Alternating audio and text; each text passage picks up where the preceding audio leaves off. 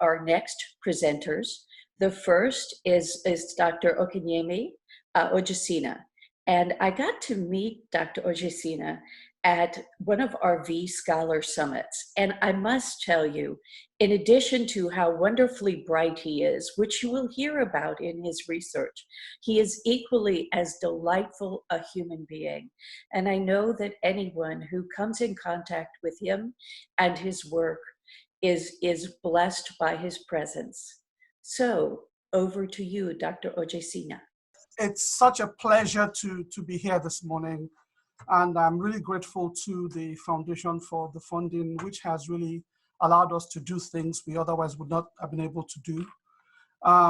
So my laboratory focuses on the interplay between genetic mutations and microbial factors in cancer.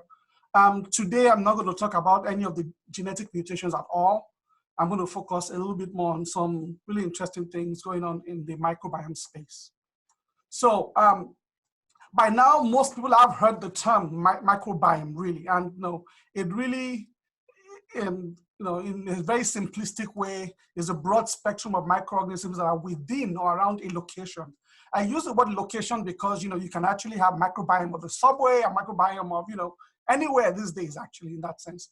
But with respect to the human body, we've got microorganisms, and by the way, I may use the terms microorganism, microbacteria interchangeably here. We've got them all over the body, and for the most part, many of them are actually not harmful. And so the idea we started playing with was, well, a lot of studies have been done on what we call the gut microbiome, and lots of associations with various diseases have been found.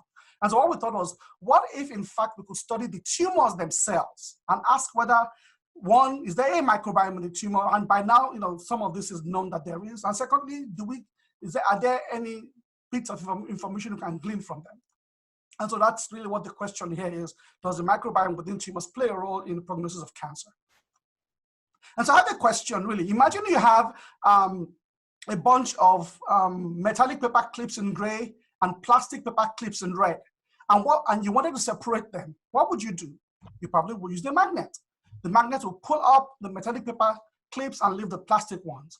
This sort of simple principle is what we've applied to identifying microbes, where we perform high throughput sequencing of human tissues, and then we take those sequences and we align them. We look for what is similar to the human genome. And then when we do that, we're able to identify things that are not like the human genome, and then we can sort of investigate those further. And so we've applied some of that, and we have a pipeline that we use to do that in a process we call computational subtraction. And we've used that to identify microbes of various types in both health and in disease. So I kind of knew that there were going to be people from ESPN here, so I thought I would use some illustrations that were related to sports. And so I actually went and I dug up information about the 2020 NFL Combine, and I asked this question: can we actually predict a player's position based on their performance at the Combine? So I looked at only those who had information on these four categories: the vertical jump, the broad jump, the 40-yard run, and the bench.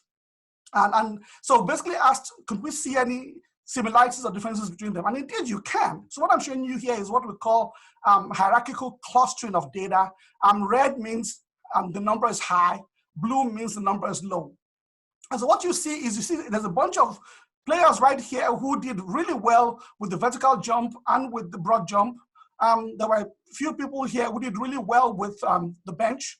Red here for the 40-yard could actually be a bit misleading because high or large actually means they're slow, right? So, and with that sort of, you probably can't see too clearly here, but anyway, you probably see a lot of OLs and DLs here. So it turns out that actually there is a relationship between the performance of a player at the NFL Combine relative to others and what their position is.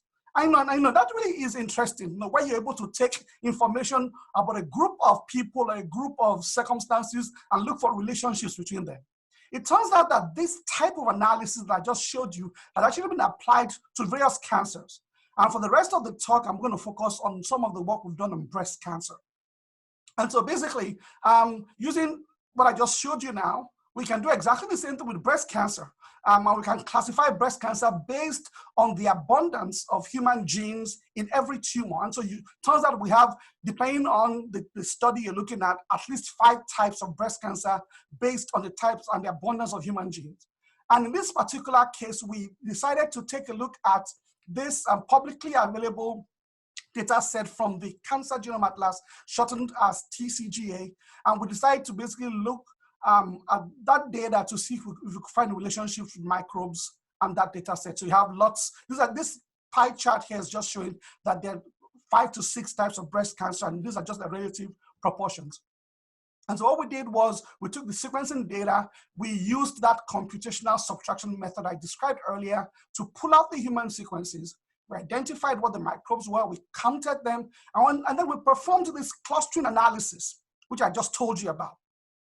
Now, before I continue, it turns out that, remember, we said you can classify based on human gene expression. So I thought, well, let's do another thought experiment.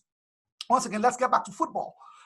So imagine that we already knew from the previous slide that you can actually classify players based on their performance at the combine. That makes absolute sense.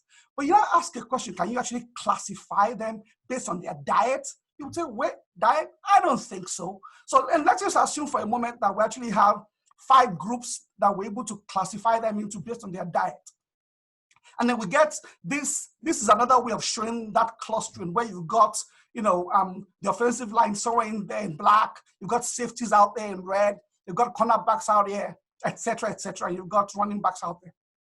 And then let's assume that we just had the information on the fact that maybe some of them ate a lot of ribs and others ate carrots, steak, broccoli, and milk, or, and you would be surprised to find out that, it looks as if you look at this table, as you can see, it's not perfect. Everybody eats everything, but it looks as if a large number exists here. Offensive line eating ribs, safeties eating carrots, tight ends eating lots of steak, etc. And so you would think, well, wait. If we're seeing this, maybe in fact there is a relationship between the diet of the players and their positions. So it turns out that using this type of paradigm, we essentially applied that to breast cancer, and what we found was exactly very similar. So we basically took the breast tumors, we clustered them based on their microbial content. And then when we did that, we got this result actually, right? And then so what you're looking at here is 5 groups that are distinguished based on their microbial content, but we have colored them based on their original gene expression groups. And when you do that, you get this type of data where you've got the 5 types of breast cancer, and you've got 5 different clusters based on microbes. And what we see here, once again, is you see the largest number on this row is this. The largest number on this row is this. The largest number on this row is that. So even though they don't sort of fit really neatly, it turns out that there is like a majority subset that seems to be associated with each type of breast cancer. And so we take that data, for example, and we decide to do something interesting. So this is exactly the same table I just showed you. And then we asked, what if, so we thought, well, so these groups are in red, we call them the concordant group, meaning that they were similar between breast cancer based on human gene expression and a majority group of the microbes, of the microbial abundance. So we basically said, what if we compared this group right here to all the others? Would we see any difference in their prognosis? Indeed, what we see here, so the red here corresponds to the red there, is that those who have this set of concordance that I described to actually do better in overall survival, in disease-free survival, than those who don't.